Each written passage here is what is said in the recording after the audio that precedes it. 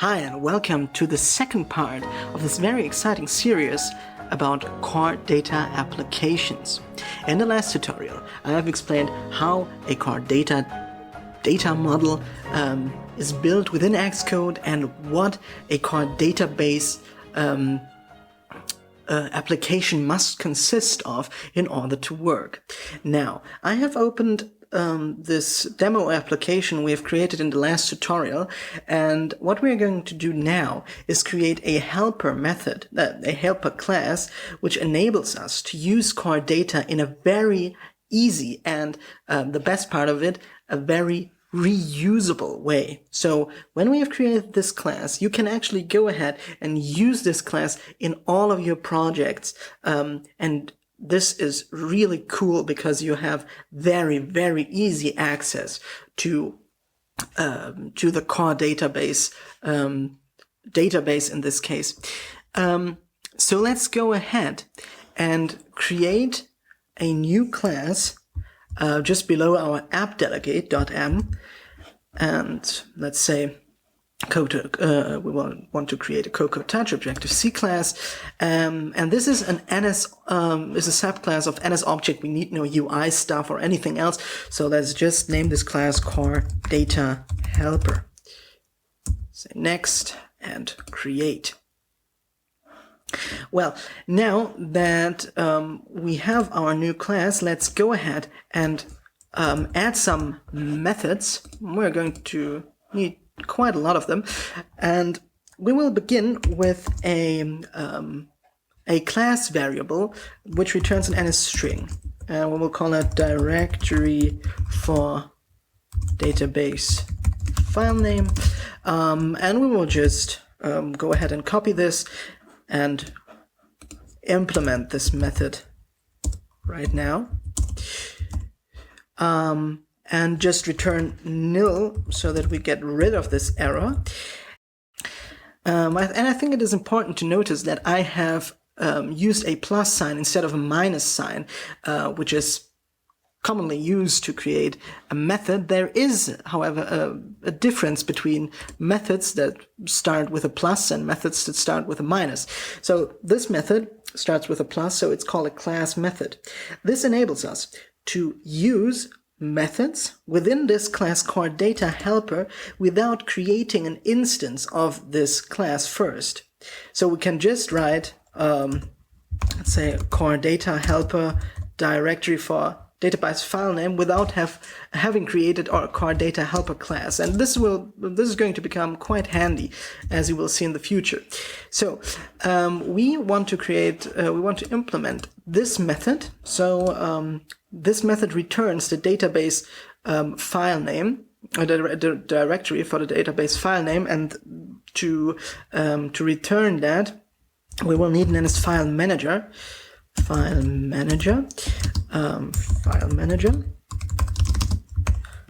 NS file manager, default manager.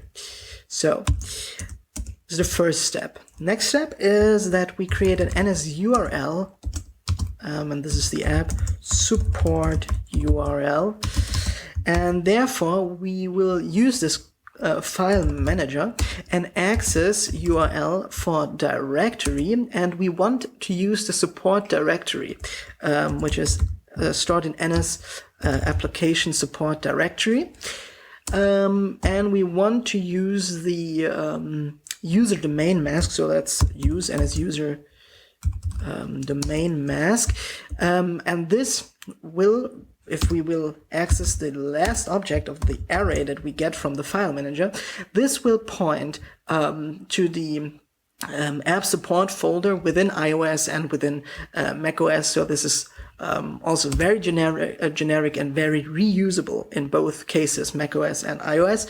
And all we have to do now is return the string with format, and this is our app support URL, and we will append a path component to identify our app, and I will just say com.training to finish this up. There are too many brackets. I think that's it, yes. So now we return a path that points to the support URL of our app, and we appended a path component to identify our app. And this is really useful within macOS.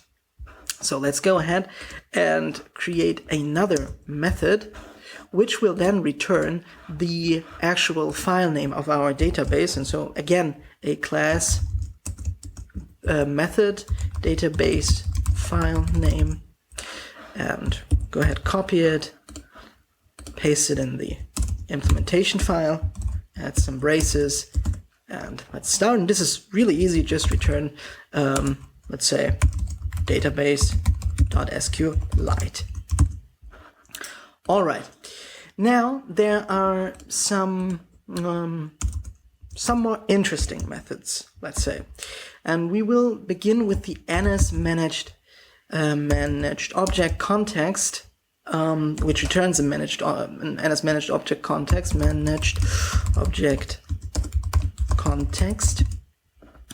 And this method is going to be responsible for creating the core data stack, so managed object context, persistent store coordinator, and so on, which I explained in the last tutorial. So let's go ahead and copy this method as well and paste it in the implementation file.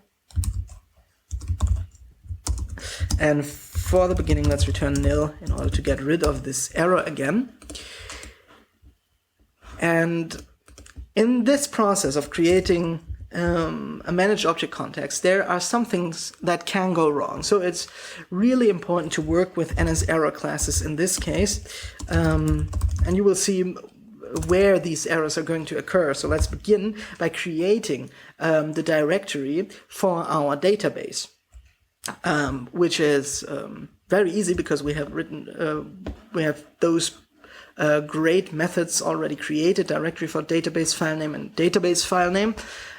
So we need again an NS file manager, the default manager, and create directory at path with intermediate directories, attributes, arrow, and so on. So let's go create a directory at path, and we will use our core data helper directory for database file name with intermediate directories. Yes, we have no attributes here, but we need to pass along the address of our arrow. And now we can check if there was an error by creating this, when we create this directory. So let's use nslog to show this error when it occurs. And we will use the localized description of the error. And we have to return nil to stop the method from proceeding any further if this error occurred. So the next step, we will create the path that points to our database file name, so database SQLite, and we will create an NSString, call it path, NSString, string with format. And we have two components here divided by a slash, and this is at first the directory for the database file name, and then after the second part of the path is the database file name, so core data, and use this method database file name. So this is our path, and we need this path as a URL. So let's create a URL object, call it URL, and say NS URL file URL with path, and now we can just use the path that we've just created, and now we have our URL. And now we actually dive right into core data stuff by creating a NS managed object model.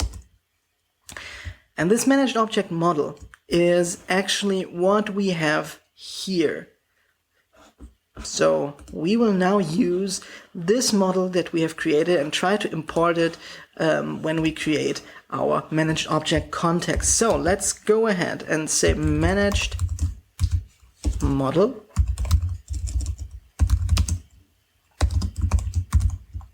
And this is managed object model merged model from bundles, actually, but you see we have no code completion at the moment, and this should be nil, which I'm going to explain in a minute too. And we are getting an error here, and this is the case because we haven't imported the core data classes yet. So we have to go into our header file or into our implementation file and import the core data.h class framework in order to get rid of our error and use this class. And you can see that now we have some warnings because we haven't used these variables yet, but actually we're going to use it just in a minute. And now why I'm using nil here is because we say ns managed object model merged model from bundles. This is our bundle, and we want to get all models that are within this bundle, and this is expressed by the nil, so we get all models, but we only have one. This is this one in that case, and because of that we do not need to specify anything. So this is our model. We have put it into our managed model, and now when we take a look at this core data stack, it seems that we are going to need a persistent store coordinator. So let's go ahead and create one. We want an ns persistent store coordinator. We call it store coordinator, and this is an ns persistent store coordinator alloc init with managed object model. So now you see why we need this managed model. So this was the first step. Now we will add the persistent store, which is this one, persistent object store, to our persistent store coordinator. So let's give me some space here. And this we are going to do in order to check for errors the moment that we're doing this. So let's say if this is not working, and what is not working, we want to add a persistent store with type to our store coordinator, and this is in our case an ns SQLite store type. We do not need a configuration actually, so let's say nil, and we have a URL already created, and this is URL. We have no options, and we already have an error object, so let's use it again by putting the address of the error into this. So actually this gives the address of an object, and then let's say if there was an error, let's log it again. Log. Again, we use the localized description in order to get some information when something doesn't work. And again, we have to return nil in order to stop anything from happening. What have we got here? Yes. At sign missing.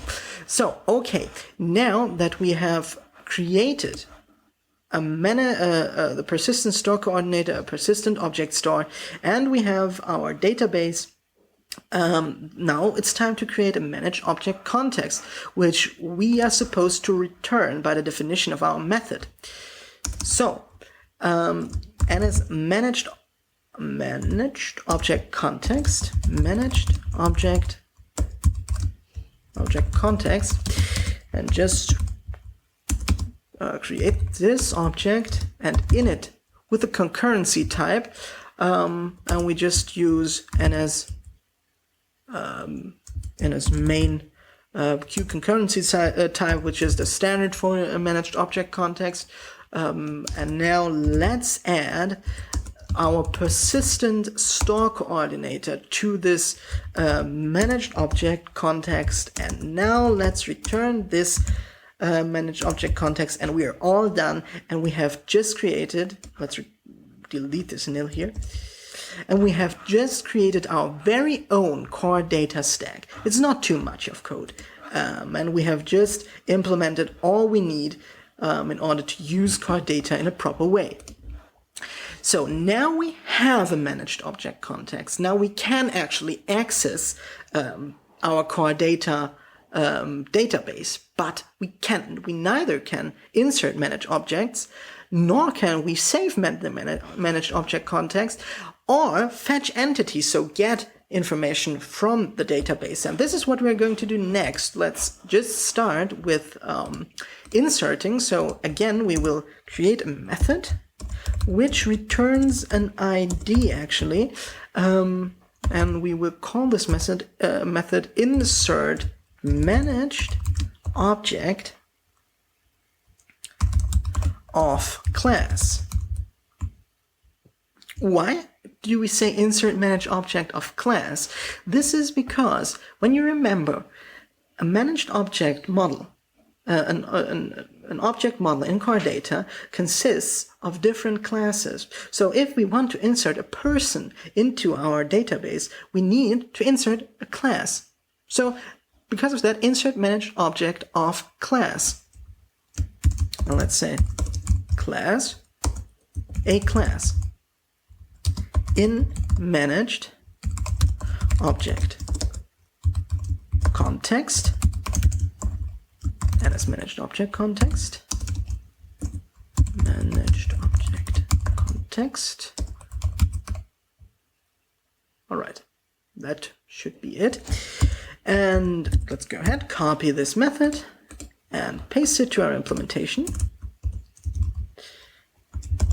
And some braces. And this is very short, so I will save the nil. And I create an NS managed object, which we're going to return. Managed object. And what we will return is an NS entity description, insert new object for entity name. And now we have to use our class, because we have to say NS string from class, a class, in managed object context, managed object context. And now we have to return this this managed object, which I have misspelled, object. All right. So now we have inserted a entity of our class, a class, into our managed object context, and this again goes down to the database file. So now we can insert objects. Now how about saving them?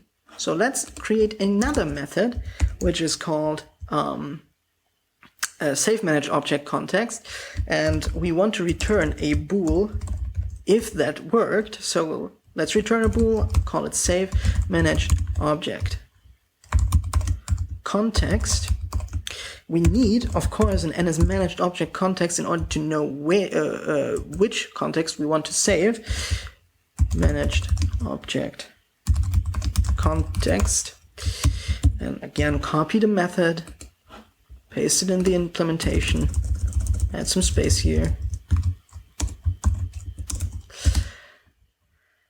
and in order to save it, this is again a point where you can experience an error. So we create an NS error object, error, and say if we couldn't save our managed object context, then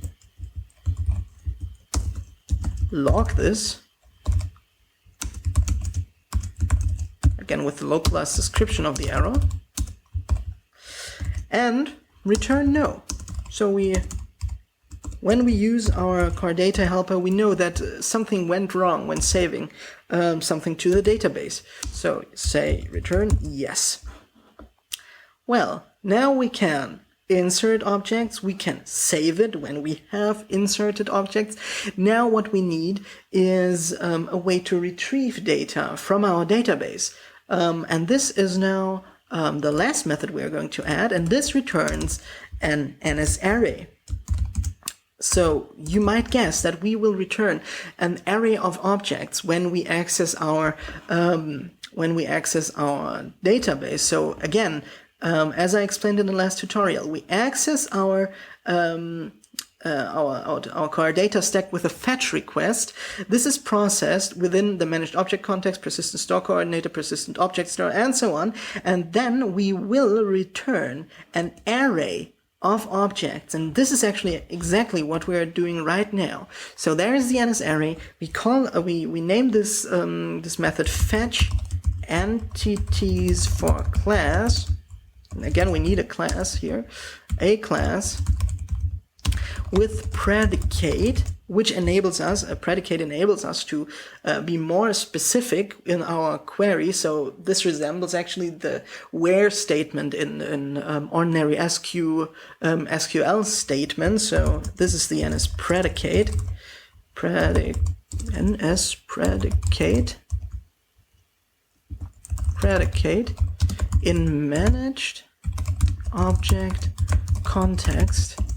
And as managed object context, managed object context.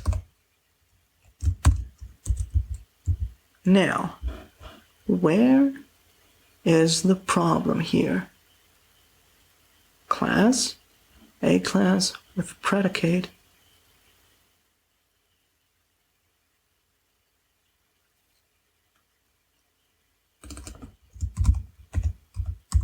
And as predicate. Well, I must have misspelled something. Now, copy this method again, paste it in our implementation file, add braces, and let's dive right into it. And again, this is a process where many things can go wrong. So let's first return nil because don't want to see this error. And we create an error object, and now it's time to create an NSFetch request. Call it fetch request, and just alloc and init this one. Fetch request alloc init. And now for this fetch request, we need to provide an entity description. So you remember we have this model, and our different kinds of entities like person and postal address need to be described by an entity description. So NS entity description equals NS entity description entity for name. And again, now we need the class name like person or postal address. So let's access NS string from class, a class, in managed object context, managed object context. All right. This was the description for the entity. Now let's adjust our fetch request by setting the entity. And this is the entity description, and we add the predicate if we provide this this method with one. So let's say predicate, and now we will have to create an array, because this is how we defined our method, and name that items, and this array will contain all results from our fetch request. So we can access our managed object context and say execute fetch request with the fetch request we just created, fetch request. And if there was an error, we want to get it. And again, we will check this. If there was an error, then log the error with its localized description, and return nil if there was an error, and in any other case, if our fetch request was successful, then let's return the items that we got from our database. So now we have a very handy class that we are going to use in the next tutorial to save, retrieve, and just work with these entities that we have created in the last tutorial. So let's go ahead and save this project, and in the next tutorial let's have some fun with our very generic and reusable car data helper.